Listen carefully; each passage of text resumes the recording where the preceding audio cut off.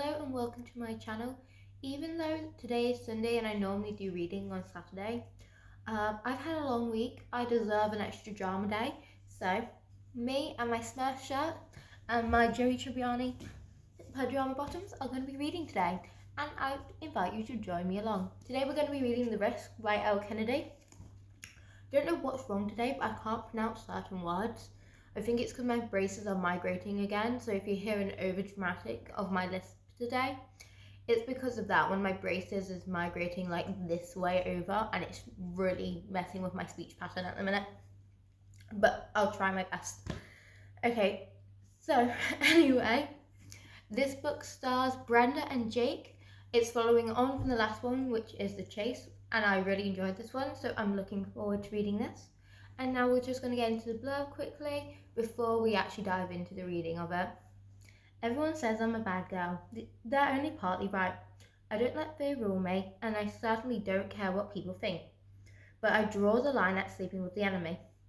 Ironic, because she almost hooked up with the enemy in the last book, and it's a different love interest to the current one we're talking about. But that's beside the point. As the daughter of the Briars head hockey coach, I'll be vilified if I hook up with a player from a rival team. And that's who Jake Connolly is. Harvard star forward is arrogant, annoying, and too attractive for his own good. But fate is cruel, and I require his help to secure a much coveted internship. And the sexy jerk isn't making it easy for me. I need Connolly to be my fake boyfriend for every fake date. He wants a real one, which means this bad girl is in big trouble. Nothing good can come from sneaking around with Jake. My father would kill me. My friends will revolt, even though your friend and best friend Summer is constantly going, nah, you have a thing for him. You two are going to get together. For the past book. Beside the point. And my post-college career is on the line. But will it be getting harder and harder? But it will be getting harder and harder to resist Jake oozing sex appeal and cocky grin. I refuse to fall for him. That's the one risk I'm not willing to take. Okay, so there's already a lot of contradictions to the last book a bit, because in the last book we had a party scene where she was at the party and she was on a lap with another guy, and she was like heavy making out with this guy, and then he fumbled with his words or something, I can't really remember, and she's like, and it comes up that she's the coach's daughter, and the guy jumps up and actually the guy drops her on the floor by accident, and she's like, no, I'm not hooking up with you now. But she was full on like mouth locking, you know. You can't go, I wouldn't hook up with the enemy. You did in the last book, practically. And going, oh, my friends didn't accept it. Your friend Summer, who's dating one of the hockey team players, is constantly like, I call it YouTube. And if that get mentioned within the book, I'm going to come out in the speed read and go, I called it. But anyway, I'm gonna get into the read, and then we'll see how it's going. So without further ado, that's the right phrasing. Alexa, play music.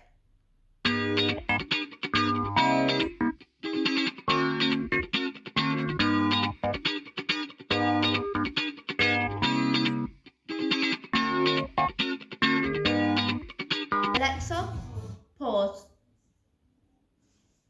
I called it on page 5. It literally goes.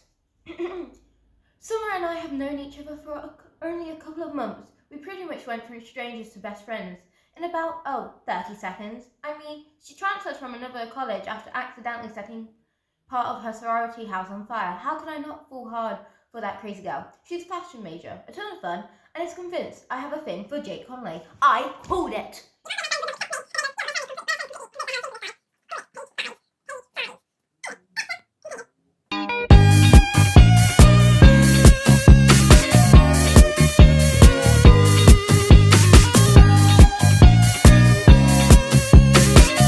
Yet again, another contradiction. On page 8, Jake has appeared at the diner. We're going to be seeing a lot of this today, I'm warning you now, just so you know. I want you to stay the hell away from my guy. Although he punctuates that by baring his teeth, it can't be classified as a smile, it's too feral.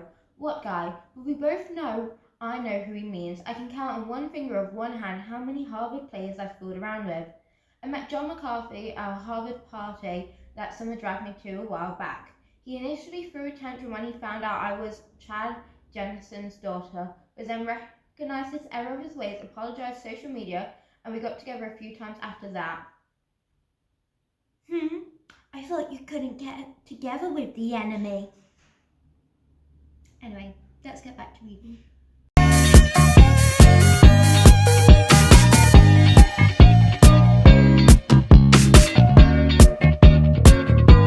Okay, Drake needs an award for his manipulation skills. I'm currently at chapter 3, and he's literally just bumped into the girl the chapter prior, told her to break up with him, you're distracting my players, no, hook up kind of situation.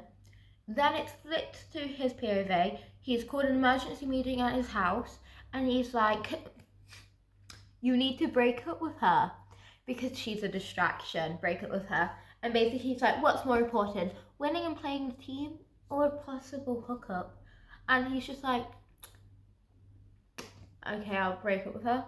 And he's literally just like, you tell her like you need to focus on the game and that after it's over you can get back to hooking up, knowing fully well she won't do that. She doesn't get put on hold for anyone. He literally says in italics, because we all know italics is the true thought of the character, they'll never get back together again. And then he's like, because I know Brenda does not wait around for someone and is not put on hold by someone, especially a Harvard player.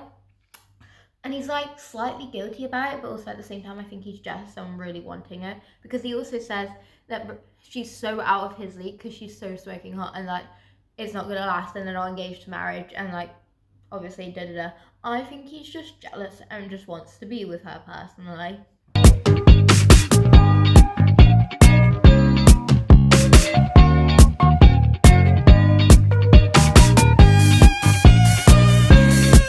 Okay, I'm going to stop here for today. I'm at chapter 10. I have to say, I'm loving the plot line so far. Kind of disliking the cousin a bit, but also relationships are fickle and complicated. Jake is just... out of the two of them, I think he will fall first for her. Because they keep bumping into each other whilst they're out. Once was purposeful. She was going full boss queen mode on the team. She literally found out that him and his teammates go to a bar while she's in Boston to meet her cousin. Goes to a Pacific bar because he convinced the guy she was hooking up with to stop hooking up with her. And basically takes a full scan of all the teammates there. Picks one. He goes, do you want to take a seat? And like she does, she takes a seat on his lap. Not Jake's lap, Corey, I believe. She flirts them all up. This guy is literally just like, I think I'm in love. And he's like, no, she's tricking you. Don't do it. Don't fall for it. She's tricking you. She obviously is. And the guy's just like, nah, I'm in love. And then when she finally gets him, it's like, I'm sorry, I was tricking you. But this is to prove a point to Jake that if he messes with my love life, my life, or just me in general, I will cause problems for him and his team. And this is his warning. And she's like, but you know what? I think my friend Audrey would really like you. Do you want to pose for a picture for me? And then she disappears off. And Jake's just like, I knew it. And then we, like, a chapter or two later, she's out again. Then she's at this bar. A band's just been on. She's been talked to this guy she doesn't really like, and she's trying to leave because she's spotted Jake across the room. And she's like, nah, I'm not doing this. Jake sees her. Jake thinks she wants to get away from this guy. She probably does as well, because this guy literally went, I'm a high school dropout, and was just talking horrible stuff about his mother. Never talk horrible about your mother. Well, no, you can sometimes, but like, don't talk about horrible about your mother when you first meet someone. You don't do that. But anyway, and he like comes over and kisses her.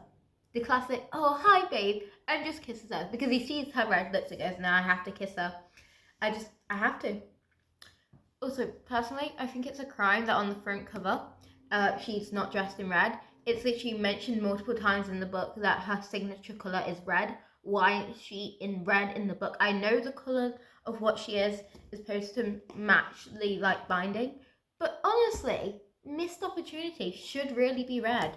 And I know the book before was pink, but really, it should be red.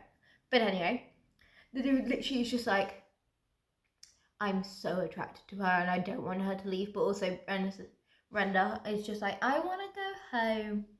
My cousin ditched me again. I'm going to go home. My team's won the game, even though they're not here, because I was supposed to visit her instead of seeing the game, and now I'm gonna go home. But they had a lovely bonding moment where he was talking about his lucky bracelet. She's like, can I borrow it? And I just love like the interactions between each other. I am betting on Jake falling faster than the girl, just purely because this guy is just like, I'm really into her, like, and it's to the point where he's like feeling guilty and like thinking about her more consciously. So my thought process is that he's kind of actively becoming more aware of her, and the more aware of it he becomes, the more attractive he's finding her, and the more like consumption of the brain. And I think it's going to be he falls first. He propositions the fake dating with a secret hope that it leads to something more. And I feel like it's going to tie in with the sports internship, possibly, that Brenda's trying to get. Why is there a sexist man? I know sports is just sexist men when you go into like the non-sports side of it. Well, sports is also sexist as well. From a former athlete, I know this really badly. Like, sports does have a tendency to be sexist, but also, she's trying to just get an interview, and they're just like, yeah, so what's your greatest strength besides your favourite famous father? And also, what's your greatest weakness against the famous father? And then he pulls a line. By the way, this is like an interview for an internship, like a non-paid internship, and he's like, you know it's not a paid role. And she's like, yes, I'm aware. And he's like, right, because most men know the details when coming into it, and women just presume they're getting paid. And I'm just like, I think she knows it's not a paid internship because she's applying for the non-paid internship. Like, it's baffling, honestly. And then the dude pulls even more stuff. It's just like, because then the breaking story is broken about a famous player doing something bad, and he's like, the arrest warrant came out. It's like, who do we have available? And it's like, this girl's available, one of two other female reporters, and she's like supposed to be amazing. And so he's like, no, she's going to go off on that feminist stuff. I don't want that. And it's like, there's two other people, but they're currently in the middle of a live show. Both of them are males. Like, and their live show, this is more important. They don't need to do their live show. They can do this instead. I'm like, you have a free reporter, but yet you're stopping another program you're running currently because you don't want a female reporting. I don't like you. That's no. Oh. But anyway, I love how she wants to go into hockey though, but in the broadcasting area of it instead of the sports area of it. I feel like that's probably something really nice. I love how overprotective the dad is, and I feel like Peach is going to come up a lot more because there was already Peach Pie in one chapter, and her dad has a nickname for Peaches, which he calls her. So I have a feeling we're going to have a reoccurring Peach theme. I hope so, because I always find it adorable when things are like related to food, because food is amazing. But anyway, I'm really enjoying it so far, but that's all I have for today. I'll give you another reading update very soon. Anyway, go read.